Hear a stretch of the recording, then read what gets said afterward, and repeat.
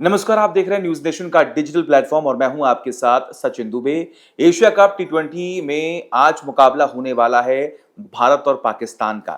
इससे पहले जो मुकाबला हुआ उसमें हमने देखा किस तरीके से हिंदुस्तान ने 7 विकेट से जीत हासिल की और उस वक्त भी हमने ये देखा था कि कई वर्ग जो हैं वो बढ़ गए थे और कई लोगों ने इस बात का विरोध किया कि आखिर मुकाबला क्यों हो रहा है। उसके बावजूद मुकाबला हुआ, मुकाबले में हिंदुस्तान ने अच्छी जीत हासिल की, उसकी तारीफ हुई। सूर्य कुमार यादव जब आखिरी में मैच जीतने के बाद आते हैं तो उन्होंने हैंडशेक नहीं किया तमाम पाकिस्तान प्लेयर्स के साथ और उन्होंने इंतजार किया, लेकिन उसके बावजूद भी किसी भी हिंदुस्तानी खिलाड़ी ने उनके साथ हैंडशेक नहीं किया। उसको भी लेकर एक अलग बहस जो है वो छिड़ी और उसके बाद हमने देखा कि सूर्य कुमार यादव ने स्टेटमेंट दिया और जो कुछ भी उन्होंने कहा उस पर भी तमाम चर्चाएं हुई, काफी तारीफ हुई और उस पर भी कुछ लोगों ने टिप्पणियां भी की। लेकिन आज सबकी नजरें इस बात पर टिकी हुई हैं कि आज एक बार फिर से जब मुकाबला होने वाला है भारत और पाकिस्तान के बीच में, तो आखिर क्या होगा, माहौल क्या होने वाला है। हालांकि हमेशा हम देखते जब भी भारत पाकिस्तान का मुकाबला होता है तो एक वो जो माहौल होता है वो बहुत ही टेंस्ड भी होता है, बहुत प्रेशर वाला भी होता है। तमाम खिलाड़ियों ने कई बार तमाम इंटरव्यूज में कहा कि जब भी स्पेशली पाकिस्तान के साथ अगर हिंदुस्तान का मुकाबला होता है तो एक अलग ही प्रेशर जो है वो उनके ऊपर होता है। लेकिन उन तमाम प्रेशर्स के साथ भी तमाम खिलाड़ी जो है बहुत ही शानदार मुकाबला जो है वो करते हैं और एक अच्छा रिस्पांस जो है वो मिलता है। अब तक जितने भी मुकाबले हुए उस पे उसके आंकड़े भी समझेंगे कि कितने बार हिंदुस्तान ने जीत हासिल की है, पाकिस्तान को कितनी बार शिकस्त मिली है। इस वक्त हमारे साथ हमारे सहयोगी जो है वो जुड़े हुए हैं। आज क्या लग रहा है मेरे भाई कि आज के मुकाबले में दिलचस्प बात क्या होने वाली है, क्योंकि खबर सामने आई कि आज के मैच से पहले जो प्री प्रेस कॉन्फ्रेंस होता है पाकिस्तान ने वो कैंसिल कर दी है। देखिए, पाकिस्तान इस वक्त डर चुकी है और बुरे तरीके से डर चुकी है। हम लगातार इसी चीज को लेकर बात भी कर रहे थे कि इंडिया पाकिस्तान का जो मैच है, ये जो सुपर फोर्स का मैच है, ये बहुत ही ज्यादा हाई इंटेंसिटी वाला मैच होने वाला है। क्योंकि जैसा आपने बताया अभी कुछ समय पहले ही, जब 14 सितंबर को आखिरी मुकाबला हुआ था जब इन दोनों के बीच, तो सूर्य कुमार यादव ने ना हाथ मिलाया था और उसके बाद से जब वो जीते थे तो उन्होंने ये स्टेटमेंट भी दे दिया था कि ये जो जीत है वो हमारे शहीदों के लिए है, पहलगाम टेरर अटैक के जितने शहीद थे उनके लिए और हमारी आर्मी के लिए है।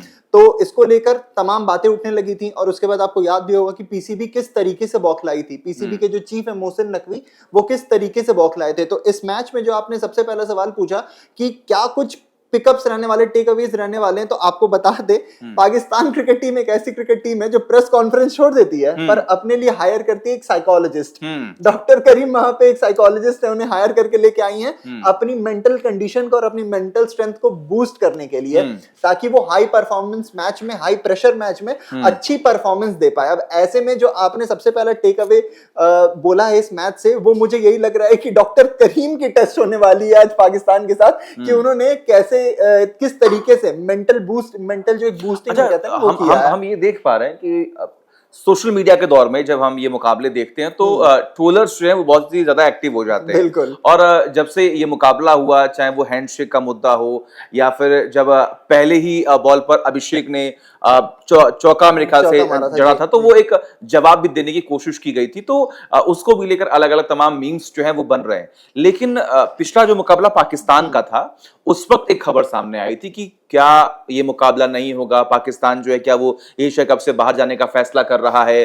उसके बाद फिर 1 घंटे की देरी के बाद मुकाबला शुरू हुआ। अब जैसा कि आपने कहा कि जो उनकी मेंटल सिचुएशन है वो तो ऑब्वियस बात है खराब हो चुकी है, चरमरा चुकी है। वो समझ नहीं पा रहे हैं कि आने वाले वक्त में क्या होना। और आज भी जब, जैसा कि मैंने जिक्र किया, जो प्री प्रेस कॉन्फ्रेंस है वो कैंसिल भी शायद इसीलिए किया गया होगा क्योंकि जितने भी पत्रकार वहां पर बैठेंगे वो सवाल पूछेंगे उनसे, बिल्कुल। और उस सवाल से कहीं ना कहीं उनकी बेइज्जती, उनकी किरकिरी जो है वो नहीं तय। आपको क्या लगता है? सही कहा आपने। ये सवालों से बचने के चक्कर में कप्तान सलमान अली आगा और कोच माइक हसन ने ये डिसाइड कर लिया कि भाई अब हम नहीं करने वाले प्रेस कॉन्फ्रेंस। इससे पहले जैसा आपने जिक्र किया यूएई वाले मैच का, वो 8 बजे से मैच शुरू होने वाला था पर होता है 9 बजे से। क्यों? क्योंकि मोहसिन नकवी जो कि एसीसी और पीसीबी दोनों के अध्यक्ष के तौर पर भी अपनी भूमिका निभा रहे हैं, वो एक ट्वीट कर देते हैं सोशल मीडिया पे कि भाई अब पाकिस्तान को हमने ये बोल दिया कि आप दुबई स्टेडियम नहीं जाओगे, आप दुबई इंटरनेशनल एयरपोर्ट के लिए डिपार्ट करो। अच्छा। ये उन्होंने डाल दिया। इसके बाद से आईसीसी बोलती है कि भाई आपके ऊपर $16 मिलियन का जुर्माना लगेगा, सैंक्शन लगेगा अगर आप मैच नहीं खेलते हो तो। और साथ ही में उतना वो दे नहीं पाएंगे। हाँ, उतना वो दे नहीं पाएंगे। और इसके बाद उनसे कहती है कि साथ ही में आप पहले ये हमें बताओ कि आप किस बेसिस पे इस मैच को कैंसिल करने की बात कर रहे हो। उसके बाद वो तमाम बातें लेके सामने आते हैं कि हैंडशेक जो नहीं हुई वो स्पिरिट ऑफ द गेम के खिलाफ थी। बट ऐसा कोई रूल बुक नहीं है कि आपको हैंडशेक करना बहुत जरूरी है, ऐसा कोई रूल बुक में कोई चीज ऐसे मेंशन नहीं है।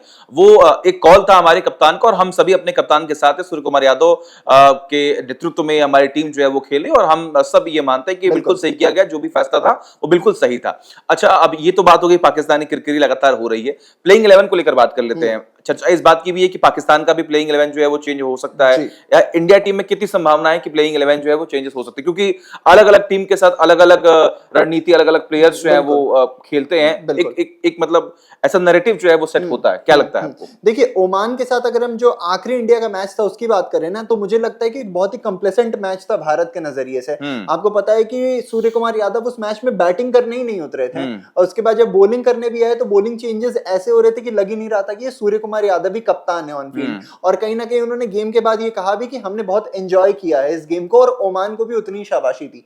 पर अगर पाकिस्तान के साथ बात करें तो मुझे लगता है कि जो पिछले मैच की प्लेइंग 11 थी वही वापस आने वाली है, क्योंकि उस प्लेइंग 11 में आपको याद है कि वरुण चक्रवर्ती नहीं थे ओमान के साथ जो मैच हुई थी, और पाकिस्तान के साथ वरुण चक्रवर्ती थे जिन्होंने फंसाया भी था पाकिस्तानियों को, है ना। इसी के साथ अगर हम बात कर ले वहां पे और तमाम खिलाड़ी जितने, चाहे वो हार्दिक पांड्या हो गए हमारे की प्लेयर रहे हैं, जसप्रीत बुमराह हो गए की प्लेयर रहे हैं, जसप्रीत बुमराह को बाहर नहीं रख सकते हो। हर्षित राणा आए थे जसप्रीत बुमराह की जगह आपको ओमान वाले मैच में। तो ऐसे में इंडिया की जो प्लेइंग 11 है मुझे नहीं लग रहा है कि वो कॉम्प्रोमाइज होने वाली है। पर आपने पाकिस्तान का जिक्र किया और मैं आपको एक बहुत ही हास्यास्पद चीज बताता हूं कि पाकिस्तान का इस साल का सबसे बड़ा जो 6 हिटर था, रिपोर्ट्स आ रही है कि वो उसे ही निकालने वाले अपनी टीम से।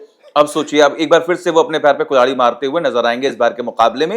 लेकिन दिलचस्प बात यहां पर है कि देखिए, उम्मीदें अभी भी लगातार, चाहे पाकिस्तान के लोग हों वो भी बहुत उम्मीदें करते हैं। हालांकि हमने उस दिन देखा था जिस दिन मैच पाकिस्तान हारा, उस दिन क्या क्या कमेंट्स जो है, जो दुबई स्टेडियम के बाहर मौके पर मौजूद थे, उन्होंने क्या क्या स्टेटमेंट दिए थे। सब निराश थे, सब परेशान थे कि हमारी मेहनत बेकार जा रही है, पीसीबी के जो पैसे हैं वो खराब हो रहे हैं, वो व्यर्थ हो रहे हैं, ये प्लेयर्स पर भरोसा नहीं कर पा रहे हैं। लेकिन वही दूसरी तरफ मुकाबला जब भी होता है, सभी एक दूसरे के देश जो हैं वो सपोर्ट करते हैं। आज हम एक बार फिर से ये देखेंगे कि आखिर क्या होने वाला है।